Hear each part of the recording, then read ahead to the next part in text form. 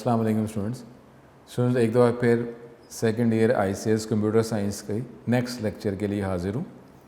आज का lecture number 12 और इसमें हमने जो प्रीवियस लेक्चर जिसमें हमने बेसिक स्ट्रक्चर को पहले डिस्कस किया था, फिर कंप्यूटर पर ये बेसिक स्ट्रक्चर का प्रोग्राम लिख कर इम्प्लीमेंट कर डिफरेंट स्टेप्स जो है टर्बो सी वर्जन 3 की मदद से हमने इसको अप्लाई किया था।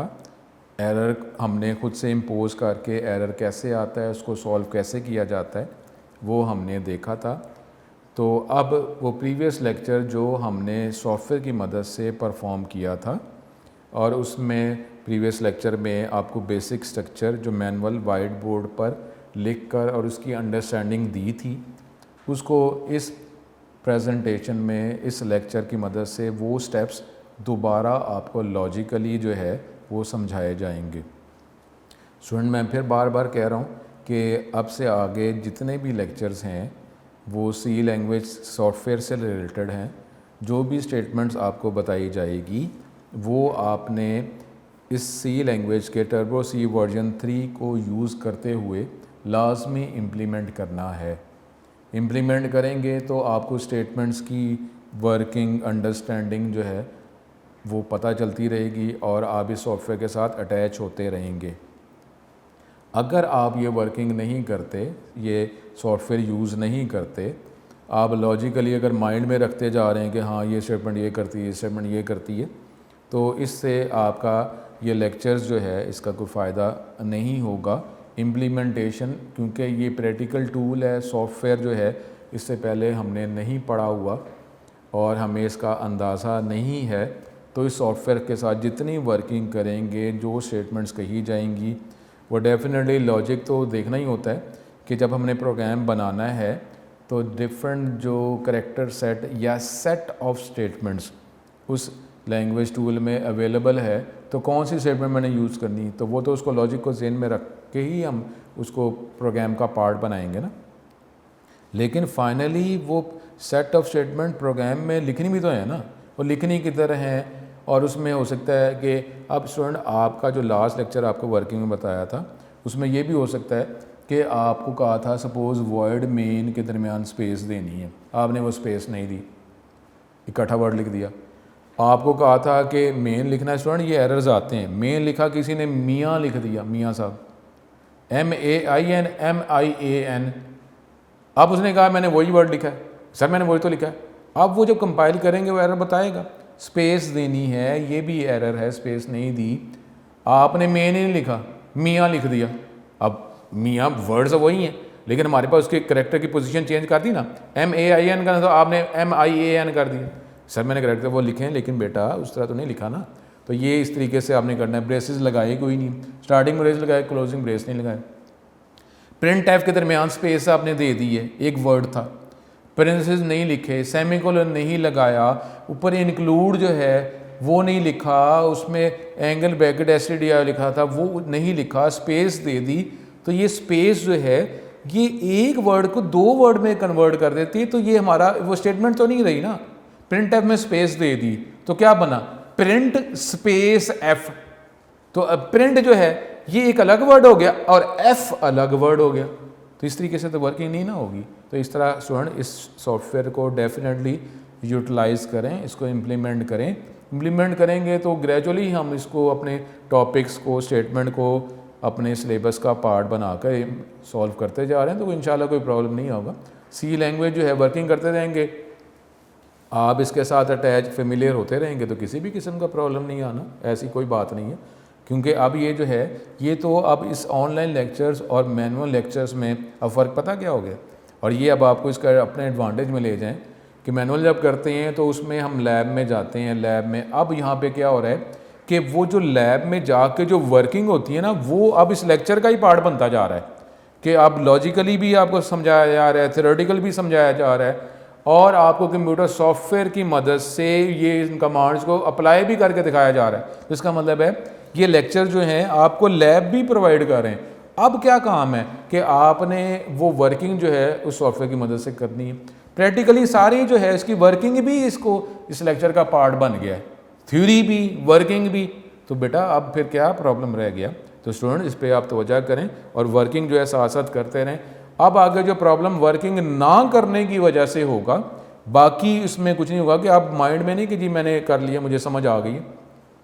अब आपने जिस तरह थ्योरेटिकल टॉपिक होते हैं उसके आपको समझ के कोई याद करते हैं, तो ये कोई याद करने वाली बात नहीं कि आप प्रोग्राम खुद ही माइंड में रखें। क्या सॉफ्टवेयर हाउस में जो प्रोग्रामिंग की जा रही है वो प्रोग्रामिंग को याद रखते हैं? वो तो क्या याद करते हैं कि स्टेटमेंट का लॉजिक क्या है, उस लॉजिक के हवाले से स्टेटमेंट यूज़ करते हैं, प्रोग्राम बन जाता है वो सिनेरियो अपने कि क्या लॉजिकली मैंने करना है उसको अप्लाई करते हैं। प्रोग्राम को याद करते हैं। सॉफ्टवेयर हाउस वाला घर से प्रोग्राम याद करके जाता है कि जी प्रोग्राम याद किया, वो उसको जाके सॉफ्टवेयर जब वो लिखेगा सॉफ्टवेयर हाउस में जाके, या अगर वर्क फ्रॉम होम ही है तो उसने याद किया मैंने ये प्रोग्राम लिखना है, वो क्या होगा, उसका लॉजिक होगा, पेपर वर्क होगा, उसको वो डिज़ाइनिंग करके उसको अप्लाई करता जाएगा, प्रोग्राम जो है एक्सपेंड होता जाएगा। लेकिन उस टूल उसने यूज़ करना है कि नहीं करना, फाइनल इम्प्लीमेंटेशन के लिए तो टूल रिक्वायर है ना। तो स्टूडेंट इस बात को माइंड में रखें। अब आगे जितने भी टॉपिक्स हैं उसका फर्स्ट ईयर के साथ पहले तो थ्योरेटिकल टॉपिक्स थे, वो high level low level language translator का टॉपिक जो है आपकी टेक्स्ट बुक में अवेलेबल ही नहीं है, बोर्ड में वो आता रहता है, तो इसलिए वो थ्योरी में कुछ लिंक हमारा फर्स्ट ईयर के साथ बन रहा था। अब वो ऐसा है ही नहीं, अब तो कोई टॉपिक ऐसे है ही नहीं जिसका ताल्लुक कोई फर्स्ट ईयर के साथ होगा। तो अब वो जो लास्ट लेक्चर बेसिक स्ट्रक्चर जो थ्योरेटिकल पढ़ा था टूल की मदद से किया था, अब उसके जो बेसिक स्ट्रक्चर की जो डिफरेंट लॉजिकल जो उसकी जो वर्किंग है, वो स्टेटमेंट का मकसद क्या है, वो इस लेक्चर में हम कंटिन्यू करेंगे। यानी वो जो मैंने बेसिक स्ट्रक्चर जो आपको वाइट बोर्ड में लिखा था, समझाया था मार्कर की मदद से, अब आपको इस लेक्चर में वो दोबारा वही लॉजिक जो है आपको एक्सप्लेन करने लगा हूँ। तो ये अब हम आगे देखते हैं इस लेक्चर में। स्टूडेंट लेक्चर जो है जो हमने लास्ट 2 लेक्चर्स में बेसिक स्ट्रक्चर आपको मैनुअल वाइट बोर्ड पे समझाया, स्टेटमेंट आपको समझा के स्टेटमेंट इंक्रीज़ की, इससे बेसिक स्ट्रक्चर बना। फिर प्रीवियस लेक्चर में सॉफ्टवेयर टूल टर्बोसी वर्जन 3 की मदद से आपको लिख कर वो स्टेप्स परफॉर्म करके बताए। एरर जो है वो इम्पोज करके एरर कैसे आता है और उसको कैसे सॉल्व किया जाता है, सेव कैसे, कंपाइल, एडिट, लिंक, एग्जीक्यूट कैसे किया जाता है, वो हमने देखा। फिर आंसर जो है वो देखने के लिए क्या करना पड़ता है, ये हमने देखा था। अब वो बेसिक स्ट्रक्चर जो है वो दोबारा हम इसको थ्योरेटिकल देखते हैं, लेकिन उससे पहले ये 2 short question, 2 topics, unstructured programming language, अब अनस्ट्रक्चर्ड प्रोग्रामिंग लैंग्वेज। अनस्ट्रक्चर का मतलब क्या है कि प्रॉपर वो प्लानिंग नहीं की, वो स्ट्रक्चर नहीं है कि पहले क्या लिखना है बाद में क्या लिखना है। और अब जो है ये एक और टर्म भी मॉड्यूलर प्रोग्रामिंग आती है। जिस तरीके से आप जो सॉफ्टवेयर हाउस की बात करते हैं, सॉफ्टवेयर हाउस में हर सॉफ्टवेयर डेवलपर को कोई एक ड्यूटी असाइन की जाती है और वो ड्यूटी के हवाले से, वर्कलोड के हवाले से वो वर्किंग करता है और फिर उस प्रोजेक्ट, उस टीम के डिफरेंट मेंबर्स की वर्किंग को एंड पे कंबाइन कर लिया जाता है। इसका मतलब है हर सॉफ्टवेयर हाउस में हर सॉफ्टवेयर डेवलपर जो है अपने प्रॉब्लम से कंसर्न जो है वो प्रोग्रामिंग करता है और वो उसी की वर्किंग को स्मूथली इम्प्लीमेंट करवा रहा होता है। इस तरीके से हर सॉफ्टवेयर जो डेवलपर जो है वो जो वर्कलोड दिया गया उसकी वर्किंग करता है और एरर्स को जो उसको दिए जाते हैं उसको सॉल्व करके प्रॉपर इम्प्लीमेंट करता है। लेकिन एंड पे जो है सारे सॉफ्टवेयर्स को, डेवलपर्स के सॉफ्टवेयर्स को, प्रोग्राम्स को कंबाइन किया जाता है और एक कंप्लीट जो है सॉफ्टवेयर प्रोजेक्ट जो है बन जाता है और फिर वो क्लाइंट यूज़र को वो सॉफ्टवेयर प्रोवाइड कर दिया जाता है जो जिसमें उसके सारे प्रॉब्लम फीचर जो है अवेलेबल होते हैं। लेकिन जब अनस्ट्रक्चर्ड प्रोग्रामिंग की बात करते हैं तो उसमें ऐसा सच कोई ये मॉड्यूलर प्रोग्रामिंग शामिल नहीं है। एक ये डेफिनेटली ये अप्रोच पहले कि जब हमारे पास कंप्यूटर की यूटिलाइजेशन कम थी, अब जब कंप्यूटर को हमने कोई अपने प्रॉब्लम्स को सॉल्व करने के लिए यूज़ करना शुरू किया, तो अभी तो पहले कंप्यूटर इस्तेमाल ही नहीं होता। अगर कंप्यूटर इस्तेमाल होना शुरू हुआ है तो अब आप ये तो नहीं माइंड में अगर स्टूडेंट लॉजिकली देखें कि अगर वर्किंग एक्सपेंड हो रही है तो पहले कंप्यूटर इस्तेमाल ही नहीं करते, हमने कंप्यूटर इस्तेमाल किया और अब आप कहेंगे जी वो प्रोजेक्ट जो है सॉफ्टवेयर जो पूरी दुनिया की हर जगह पे इस्तेमाल किया जा रहा है, वो मिलियंस ऑफ यूज़र्स से कनेक्ट हुए हैं या 1000 जो है वो यूज़र कनेक्ट हुए हैं डिफरेंट एरिया से, ऐसे तो मुमकिन नहीं ना होगा। ग्रेजुअली जो है वही वर्किंग एक्सपेंड होती है। तो अगर जो प्रोग्राम पहले बना, पहले प्रोग्राम था ही नहीं, सपोज़ एक स्टेटमेंट, फिर अगर प्रोग्राम बना भी तो ये तो नहीं है कि एक पहले प्रोग्राम था ही नहीं, एक स्टेटमेंट थी, अब हमने प्रोग्राम बनाया वो सीधा ही जाके वो मिलियन ऑफ लाइंस आ गया, ऐसे तो नहीं होगा ना। 1 लाइन होगी, फिर लाइंस जो है एक्सपेंड होगी, 5-6 लाइनें, 10-15 लाइनें, 20 लाइनें, इस तरीके से एक्सपेंड होगा। तो अब जो है वो जितनी भी हम फीचर्स करते थे, फीचर्स में लिमिटेड, और लिमिटेड फीचर्स को सॉल्व करने के लिए स्टेटमेंट भी लिमिटेड। जब स्टेटमेंट लिमिटेड हैं तो सॉफ्टवेयर हाउस में जो सॉफ्टवेयर डेवलपर्स मुख्तलिफ काम करते हैं तो वो तो वर्किंग सिनेरियो नहीं ना होगा। तो फिर अनस्ट्रक्चर्ड प्रोग्रामिंग स्टार्ट में, कि जिसमें आपके प्रोग्राम की जो भी लॉजिक है आप एक ही मॉड्यूल में, एक ही फंक्शन में सारा लॉजिक इम्प्लीमेंट कर देते हैं, स्टेटमेंट भी ज़्यादा नहीं होती थी। तो ये अनस्ट्रक्चर्ड प्रोग्रामिंग लैंग्वेजेस का scenario. The program written in these languages में कंटेन डिफरेंट एरर्स। अब ये एक ही जगह पे है तो उसको अगर एरर्स आएंगे तो वो भी वहीं पर है। अलग अलग जिस तरह सॉफ्टवेयर डेवलपर्स की बात करते हैं, अगर एरर आएगा तो स्पेसिफिक सॉफ्टवेयर डेवलपर का ही कंसर्न उस एरर के साथ होगा ना। लेकिन अगर आप एक ही जगह प्रोग्राम लिखे जा रहे हैं, एरर्स आ रहे हैं, तो उसका कंसर्न भी उस पूरे प्रोग्राम के साथ है। अब उसको कैसे सॉल्व करना है, अब वो अगर इस तरह काम डिवाइड तो नहीं ना हो रहा था। तो अब प्रोग्राम जो है एक ही जगह पे जब लिखा जा रहा है, स्टेटमेंट बढ़ती जा रही हैं। अब ज़्यादा बड़ा प्रोग्राम अगर हो रहा है, वैसे प्रोग्राम्स को डिवाइड किया हुआ है तो एक ही जगह पे आप प्रोग्रामिंग करते जा रहे हैं, कोडिंग करते जा रहे हैं, तो एरर्स आ गए, उसको डिटेक्ट करना, उसको सॉल्व करना डेफिनेटली मुश्किल।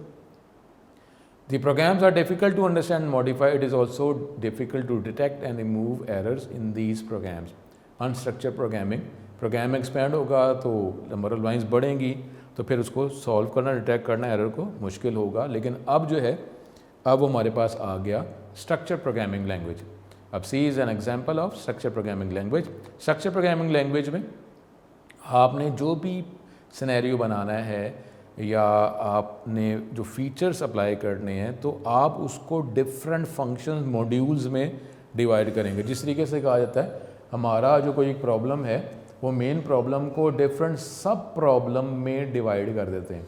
अब सब प्रॉब्लम में हर प्रॉब्लम जो है डिफरेंट जो प्रॉब्लम को सॉल्व करने का जो पर्सन सिनेरियो है, उसके ज़रिए उस प्रॉब्लम को सॉल्व किया जाता है। तो अब स्ट्रक्चर प्रोग्रामिंग है ऐसा प्रोग्रामिंग मॉडल है aimed at improving the clarity, quality and development time of a computer program by making detail extensive use of the structured control flow construct या स्टेटमेंट्स ऑफ सिलेक्शन।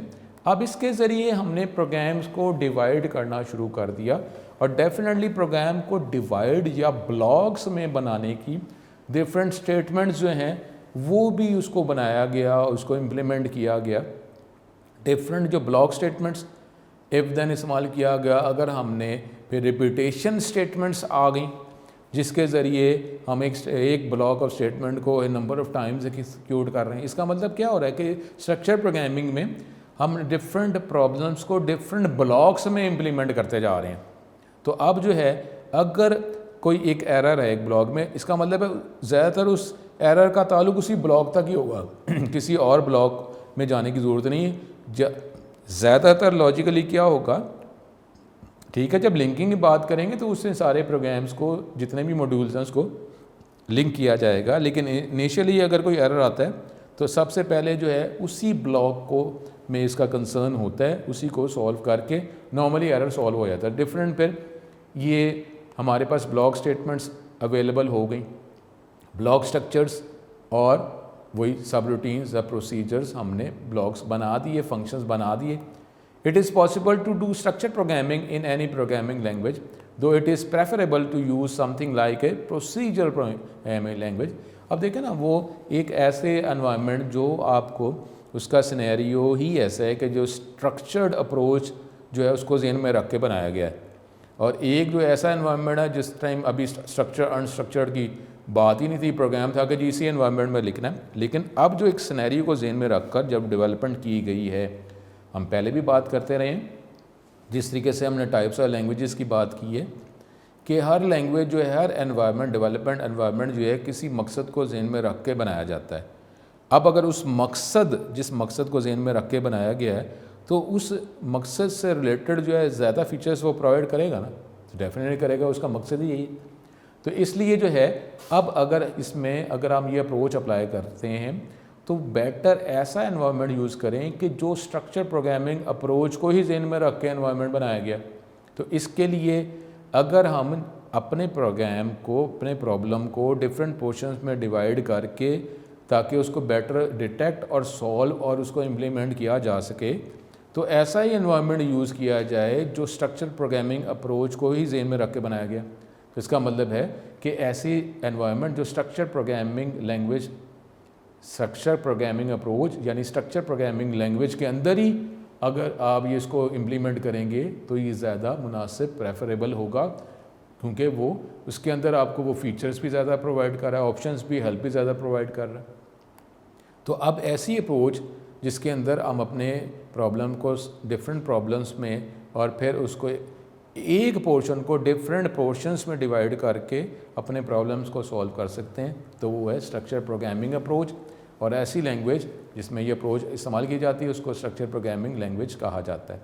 तो अब ये जो languages हैं जो स्ट्रक्चर प्रोग्रामिंग अप्रोच को follow करती हैं सिनेरियो को, वो कौन सी हैं? Some of the language initially use for structure programming, ALGOL, Pascal और एडा, और ये सी लैंग्वेज जो है PL प्रोग्रामिंग लैंग्वेज 1, इसके ज़रिए आप ये अप्रोच अप्लाई कर सकते हैं। अब सी लैंग्वेज जो हम यूज़ कर रहे हैं वो स्ट्रक्चर्ड प्रोग्रामिंग जो लॉजिक है उसको इसमें इम्प्लीमेंट किया गया है।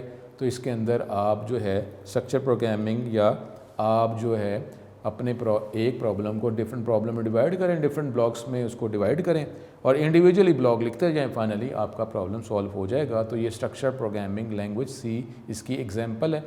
तो इसी को यूज़ करते हुए अपने प्रॉब्लम्स को हम सॉल्व करेंगे। इनिशियल तो आपको कहा है कि वो मेन के ब्लॉक में ही आप स्टेटमेंट लिखेंगे, लेकिन चैप्टर 13 में जाके हम डिफरेंट ब्लॉक्स अपने रिक्वायरमेंट के हिसाब से खुद से बना भी सकेंगे सेकेंड ईयर के लेवल को फॉलो करते हुए।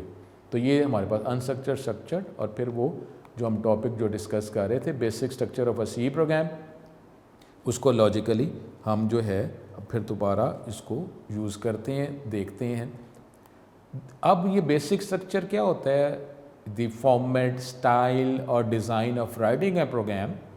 एक प्रोग्राम को लिखने का फॉर्मेट क्या होगा, स्टाइल, डिज़ाइन क्या होगा, इसको बेसिक स्ट्रक्चर कहा जाता है। और आप क्योंकि सी प्रोग्राम की बात करें तो सी लैंग्वेज का बेसिक स्ट्रक्चर, फॉर्मेट, स्टाइल क्या होता है, इसको basic structure of a C program कहते हैं। C is an example of structure programming language जो अभी हमने डिस्कस किया है। Therefore it provides a well defined way of writing program, के एक आपको बेटर एक अप्रोच स्ट्रक्चर प्रोग्रामिंग की प्रोवाइड करता है ये। It increases the power of the language. The basic structure of a C program consist of the following parts.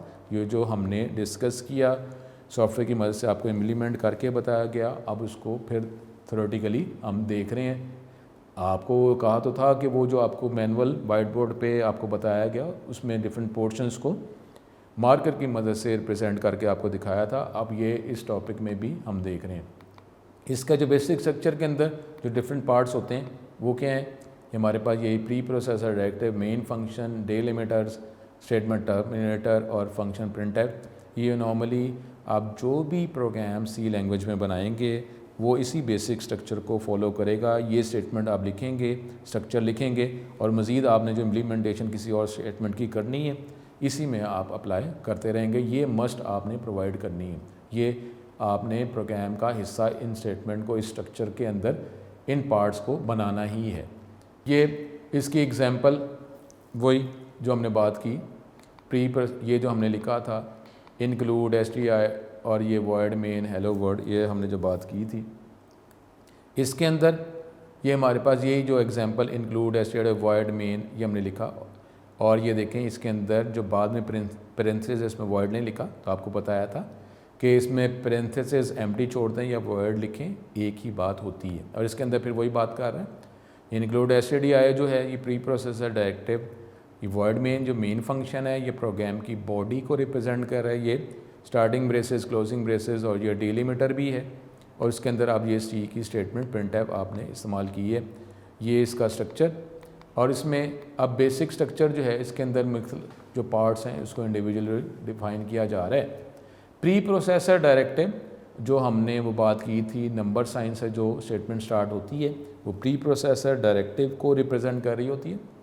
First line is pre processor directive, पहली line जो हमने programme की लिखी, जो ये नंबर साइन इंक्लूड हमने लिखा, वो रिप्रेजेंट करती है एक डायरेक्टिव को। उस डायरेक्टिव वो स्टेटमेंट हदायत क्या है, इंक्लूड, कि जी इंक्लूड की जाए एक हेडर फाइल को, और फाइल का नाम है stdio.h।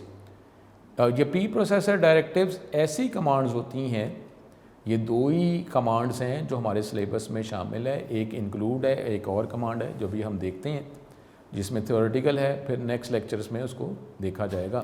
Pre processor directives R command, ऐसी कमांड है जो नंबर साइन से शुरू करना है, आगे डायरेक्टिव चेंज हो जाएगा कि वो कमांड क्या लिख रहे हैं। इंक्लूड का मतलब है शामिल करना। That gives instruction to a C preprocessor, ये सी प्री प्रोसेसर को ये इंस्ट्रक्शन प्रोवाइड करती हैं कि कंपाइलिंग प्रोसेसिंग से पहले ये कुछ सेटिंग्स, ये कमांड, इनकी वर्किंग की जाए, इनको अप्लाई किया जाए। Preprocessor directives are processed by a program called preprocessor. ये प्री प्रोसेसर जो है, ये एक प्रोग्राम जो इसको प्रोसेस करता है, प्री प्रोसेसर डायरेक्टिव्स को। Preprocessor is the type of such program that modifies the C source program before its compilation.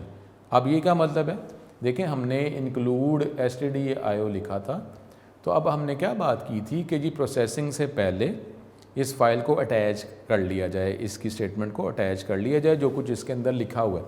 तो अब जो है पहली लाइन पे आपने stdio.h लिखा था, उसकी जगह वो कंप्लीट स्टेटमेंट्स जो उस फाइल में मौजूद थी, वो उस स्टेटमेंट की जगह, जब उसको कंपाइल किया जाएगा, उस स्टेटमेंट की जगह वो स्टेटमेंट जो उस फाइल में थी वो उसको उस जगह पे लिख दिया गया, अप्लाई कर दिया गया।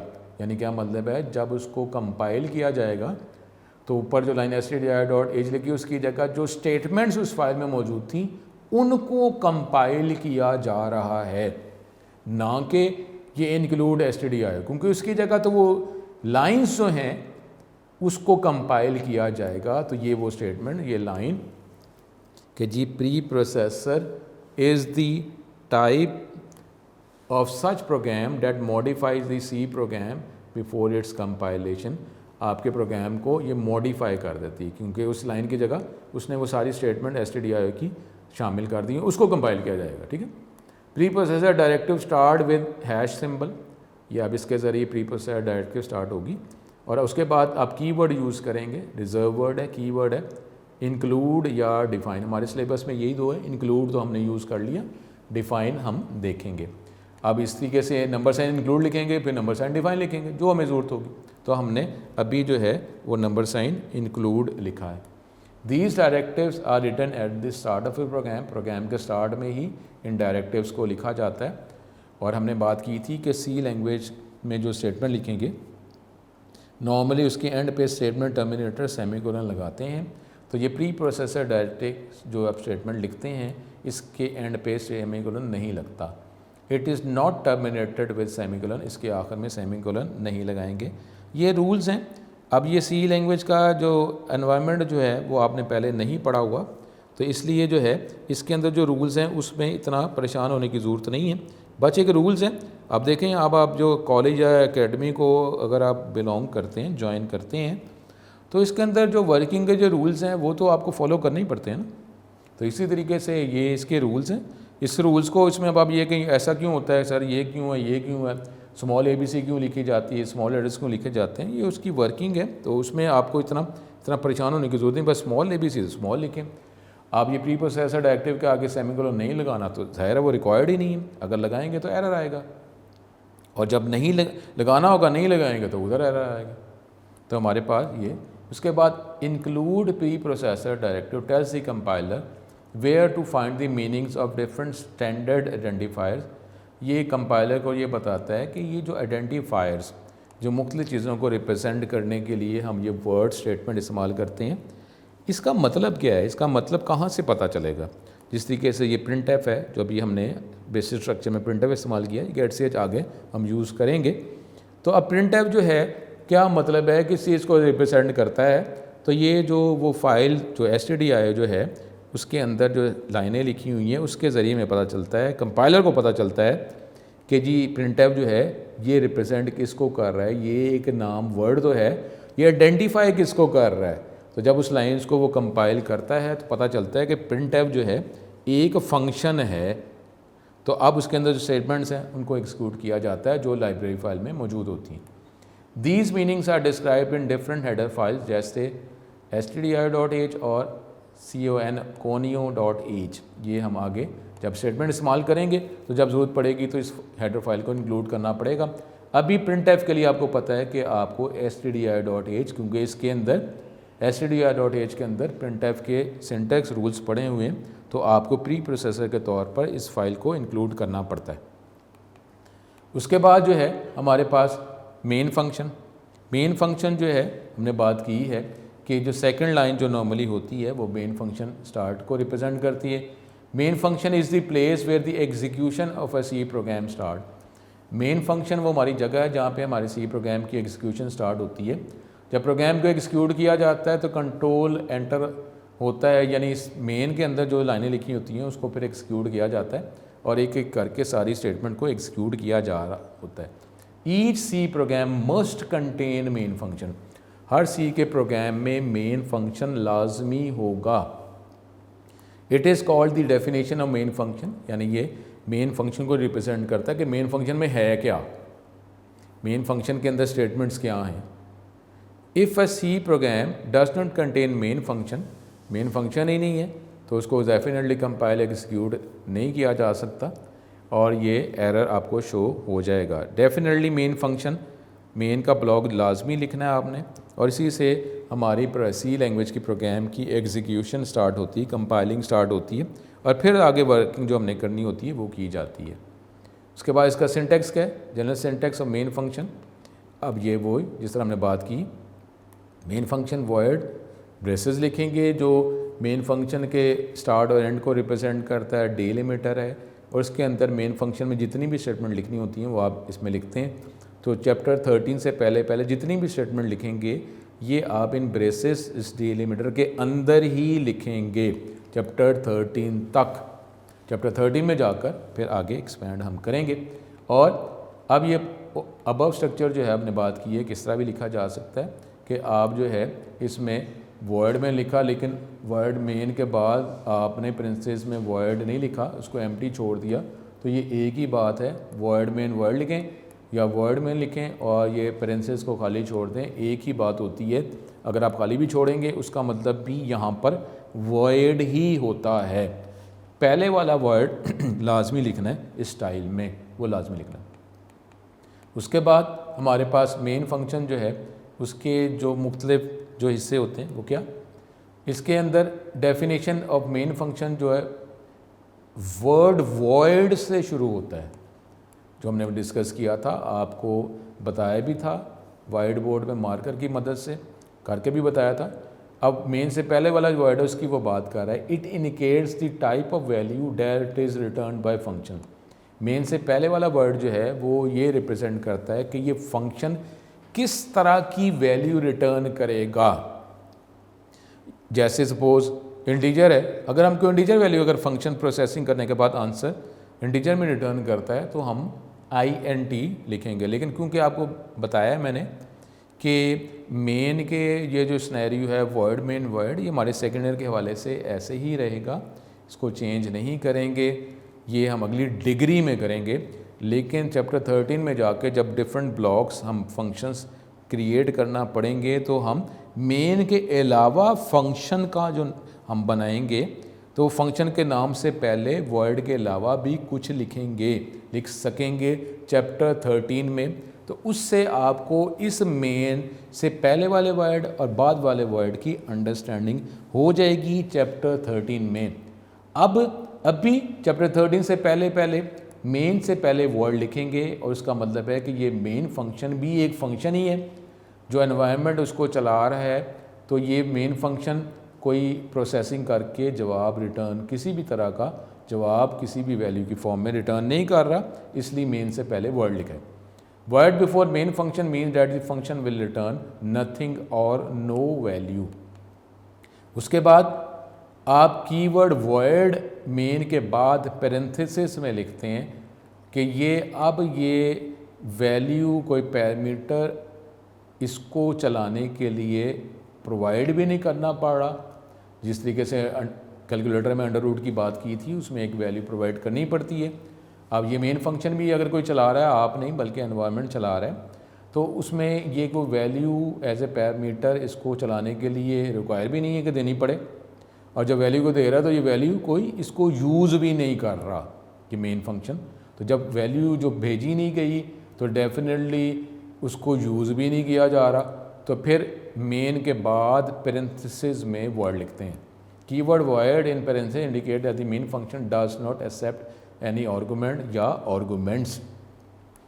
Writing nothing in parenthesis after the main function, main word keyword नहीं है, मेन हमारे पास एक फंक्शन का ब्लॉक का नाम है, तो वो सेम ही होता है कि मेन के बाद पेरेंथेसिस में वर्ड लिखें या मेन के बाद पेरेंथेसिस को एम्प्टी छोड़ दें, एक ही बात होती है। कुछ भी ना लिखें या उसमें वर्ड लिखें, मेन के बाद पेरेंथेसिस में सेम चीज़ है। आर्गुमेंट्स, अब यही वो बात, आर्गुमेंट जो है वो मेन फंक्शन को प्रोवाइड भी किए जा सकते हैं और मेन फंक्शन जो है वैल्यू रिटर्न भी कर सकता है, लेकिन ये हमारे सिलेबस के स्कोप में शामिल नहीं है कि जिसको कैसे किया जाता है। ये नेक्स्ट डिग्री में आप करेंगे, सेकंड ईयर में नहीं, आप आगे बैचलर डिग्री में, ऑनर्स डिग्री में आप करेंगे। ठीक है, तो ये यहाँ पे लिखा हुआ है। अब उसके बाद बॉडी ऑफ मेन फंक्शन, इसके बाद जो है मेन के वर्ड के बाद ब्रेसेस जो है उसमें आप डिफरेंट स्टेटमेंट्स लिखते हैं। जितनी भी स्टेटमेंट लिखनी, एक स्टेटमेंट, दो स्टेटमेंट, 10 स्टेटमेंट, 20 स्टेटमेंट, जितनी भी स्टेटमेंट लिखेंगे चैप्टर 13 से पहले वो इस मेन फंक्शन के अंदर ही लिखेंगे। Any number of statements can be written in the body of the main function. Body of main function,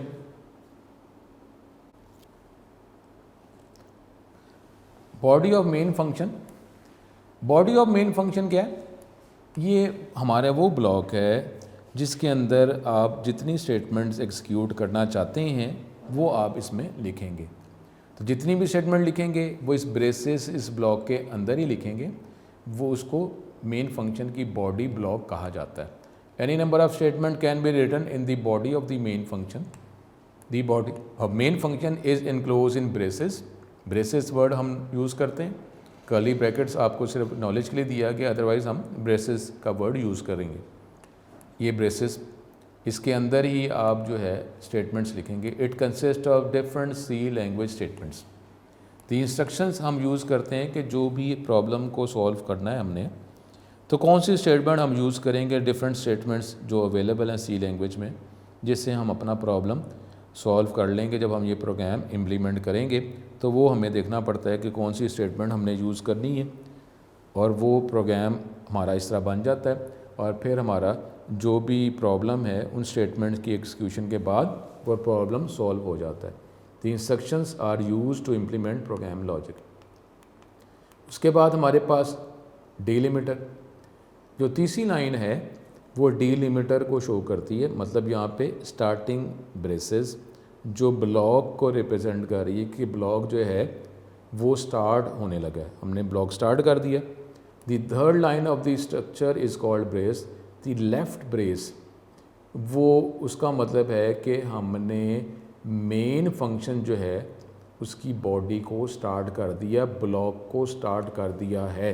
तो लेफ़्ट ब्रेस जो है ये हमें ब्लॉक के स्टार्ट, मेन फंक्शन की बॉडी ब्लॉक के स्टार्ट को रिप्रेजेंट ये करती है, ये ब्रेसेस। इस ब्रेस को डिलिमिटर कहा जाता है, ब्लॉक स्टार्ट हो रहा है। उसके बाद हमारे पास है स्टेटमेंट टर्मिनेटर की हम बात करते हैं।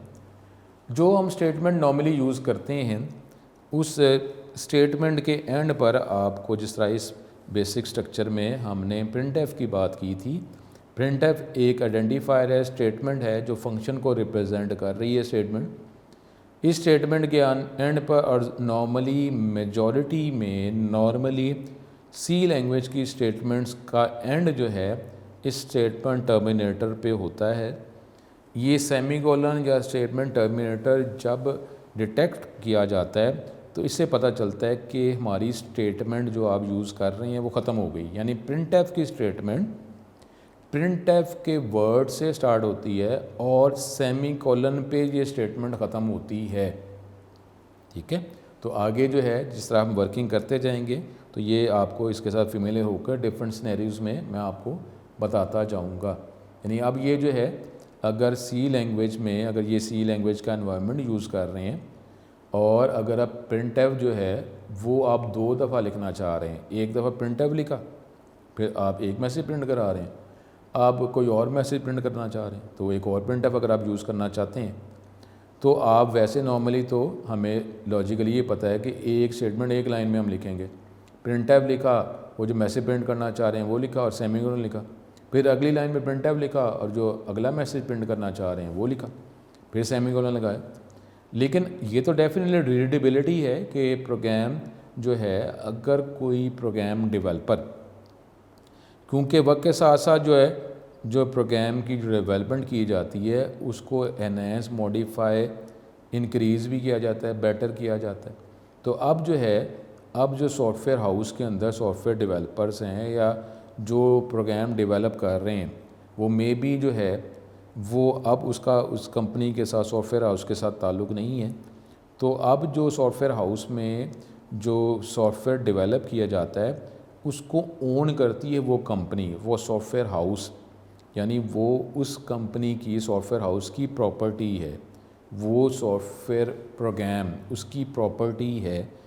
आप वो सॉफ्टवेयर प्रोग्राम भी लीगली आपको अगर राइट्स नहीं दिए गए तो आप लेके नहीं जा सकते। तो आपको पता है ये सॉफ्टवेयर पायरेसी में आता है। अगर आप कंपनी की मलकियत में, ओनरशिप में कोई सॉफ्टवेयर अगर आप वो ले जाते हैं तो वो भी इलीगल होगा।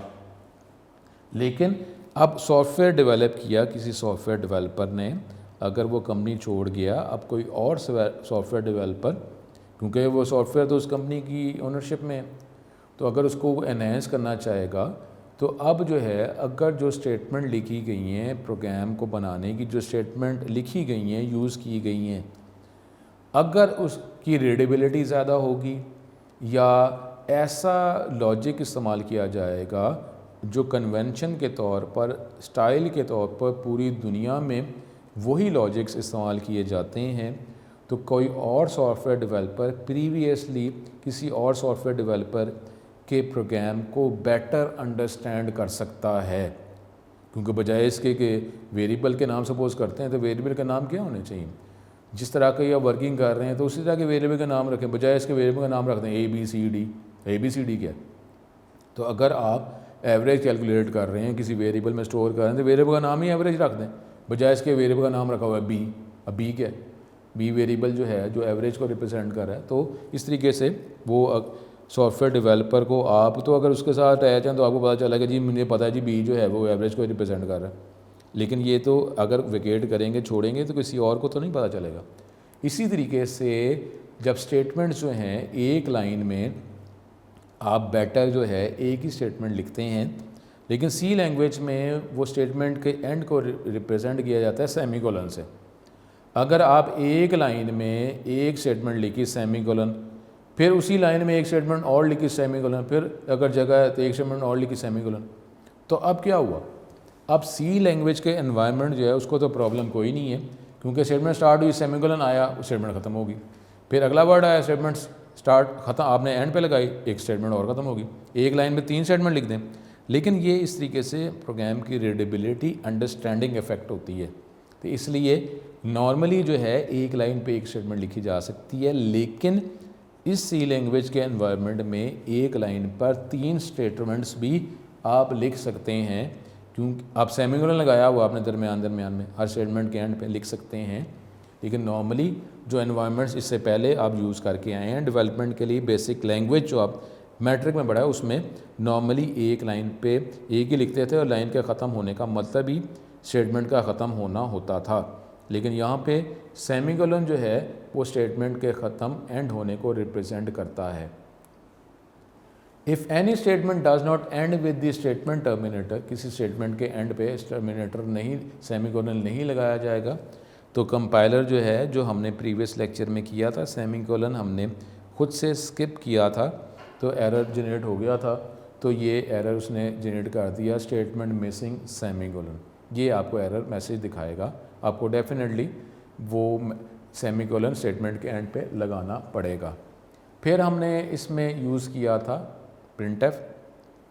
प्रिंटफ हमने यूज़ किया 4th लाइन में प्रिंटफ। ये वो फंक्शन है जो प्रिंट करने के लिए इस्तेमाल किया जाता है, स्ट्रिंग वेरिएबल मैसेज को डिस्प्ले करने के लिए, प्रिंट करने के लिए प्रिंटफ यूज़ करते हैं। और स्ट्रिंग को रिप्रेजेंट किया जाता है डबल कोट्स में। मैंने आपको बात की है कि इसकी डायरेक्शन जो है वो नॉर्मली सॉफ्टवेयर यूज़ करते हैं तो एक ही एंड पे इसकी डबल कोट्स की डायरेक्शन होती है। तो नॉर्मली नोट्स में या बुक में आपको दोनों स्टाइल में मिलेगा। ज़्यादातर वो स्टाइल में यूज़ करता है, लेकिन एक साइड पर डायरेक्शन अगर रखते हैं, क्योंकि सी लैंग्वेज में आप करते हैं तो डायरेक्शन एक ही साइड पे होती है। तो ये इसको आप लॉजिकली देख लें, ये एरर नहीं है। ये starting double quotes indicate start of the string and double quote end indicates end of the string want to print on screen. वो क्या है जी? Hello world. और ये सेमी एक्सक्लेमेशन मार्क जो है ये हम अपनी वर्किंग के लिए करें, ये ज़रूरी नहीं कि ये लिखा जाए। कुछ भी जो मैसेज प्रिंट करना चाह रहे हैं स्ट्रिंग, आप डबल कोट्स में लिखेंगे।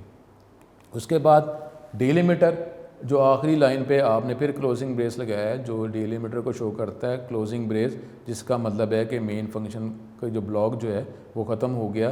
तो ये इस ब्रेस को, क्लोजिंग ब्रेस को भी डिलिमीटर कहा जाता है। तो ये था हमारा आज का ये टॉपिक, जिसमें हमने बेसिक स्ट्रक्चर जो हमने प्रीवियस 2 लेक्चर्स में हमने मार्कर की मदद से आप तक इन्फॉर्मेशन पहुँचाई, आपने उसको अंडरस्टैंड किया, फिर सॉफ्टवेयर टूल की मदद से इसकी वर्किंग बताई, और अब उसी टॉपिक को एज ए नोट्स आपको प्रोवाइड किया जा रहा है। तो अब ये 3 लेक्चर्स, प्रीवियस 2 लेक्चर्स और ये आज का लेक्चर, ये आप सी लैंग्वेज में जब भी वर्किंग इनिशियल लेवल पे करेंगे, ये आपको इन लेक्चर्स की ज़रूरत रहेगी कि मैंने क्या स्टेप करना है। स्टेप्स भी आपके इन्हीं चैप्टर 8 के अंदर अवेलेबल है कि प्रोग्राम कैसे लिखते हैं, बेसिक स्ट्रक्चर क्या है, स्टेटमेंट्स का लॉजिक क्या है, टूल कैसे इस्तेमाल करते हैं, फिर स्टेप्स क्या हैं कि जिसकी मदद से आप प्रोग्राम को लिखते हैं, सेव करते हैं, कंपाइल करते हैं, लिंक करते हैं, लोड करते हैं, एग्जीक्यूट करते हैं। अगर कोई एरर आ जाता है तो एरर का हमें कैसे पता चलता है, कैसे उस एरर को डिटेक्ट करते हैं, सॉल्व करते हैं। ये 2-3 लेक्चर जो हैं आपके थ्रू आउट जो है वो इम्पोर्टेंट होंगे। तो मैं बार बार आपसे रिक्वेस्ट कर रहा हूँ कि आपने ये 3 लेक्चर्स और जो स्टेप्स का जो लेक्चर था, ये आप लाजमी इस पर तवज्जो करेंगे लॉजिक पे, और साथ ही साथ टूल को लाजमी इम्प्लीमेंट करके ये जो हमने बेसिक स्ट्रक्चर की जो एग्जांपल ली है, ये लाजमी इसकी वर्किंग करेंगे, और इसकी मदद से ही फिर हमारी आगे सी लैंग्वेज में वर्किंग हो सकेगी। अब हमारे पास कोई ऐसा टॉपिक प्रीवियसली फर्स्ट ईयर के साथ कोई बिल्कुल ताल्लुक़ नहीं है। अब यही टॉपिक जो है ये आगे चलते रहेंगे। यानी अब जो है, अगर ये बात स्टेटमेंट टर्मिनेटर सेमीकोलन की बात कर रहे हैं, आगे कोई स्टेटमेंट है जिसमें कहा गया सेमीकोलन लगाना है, तो आप कहें सर ये सेमीकोलन क्यों लगाते हैं? तो डेफिनेटली हर स्टेटमेंट के एंड में सेमीकोलन लगाया जाता है, जो स्टेटमेंट को एंड को रिप्रेजेंट करता है। डबल कोट क्यों लगाया सर? ये ऊपर हमने इंक्लूड क्यों यूज़ कर लिया, stdio यूज़ किया, तो अगर हम कोई और हेडर फाइल यूज़ करते हैं तो सर ये हम क्यों यूज़ कर रहे हैं, ये इंक्लूड क्यों लिखा है, मेन क्यों लिखा जाता है? तो ये स्ट्रक्चर जो है, जिस तरीके से इंग्लिश में एप्लीकेशन लिखते हैं या लेटर लिखते हैं, स्ट्रक्चर वही रहता है, उसके कंटेंट जो है उसमें डिफरेंस आता है। तो अब भी हमारा स्ट्रक्चर यही रहेगा। मेन ब्लॉक के अंदर स्टेटमेंट जो हैं वो लॉजिक के हवाले से चेंज होती रहेंगी। स्टेटमेंट जो हमें ज़रूरत होगी हम वो स्टेटमेंट यूज़ कर लेंगे, हमारा प्रोग्राम बनता रहेगा, लेकिन बाकी स्ट्रक्चर हमारा सेम रहेगा। तो ये हमारा लेक्चर था। अब 1-2 लेक्चर्स हमारे, अब ये चैप्टर 8 यहाँ पे हमारा कंप्लीट हो जाएगा। अब ये सी पे वर्किंग प्रॉपरली एक्यूरेटली स्टार्ट हो चुकी है। बार बार मैंने आपको लिंक भी प्रोवाइड किया हुआ है जिसके ज़रिए सी लैंग्वेज आप वर्जन 3 जो है इंस्टॉल करेंगे, आपको बताया है, करके बताया, और उसके साथ अब वर्किंग जो है आगे हम वर्किंग भी करते रहेंगे और ये इसको इम्प्लीमेंट भी करते रहेंगे। लाजमी लेक्चर्स वर्जन 3 में करें। इंशाल्लाह स्टूडेंट आपके साथ इंशाल्लाह ताला आगे भी मुलाकात रहेगी। उम्मीद है आपके सारे प्रॉब्लम सॉल्व हो गए होंगे। अस्सलाम वालेकुम।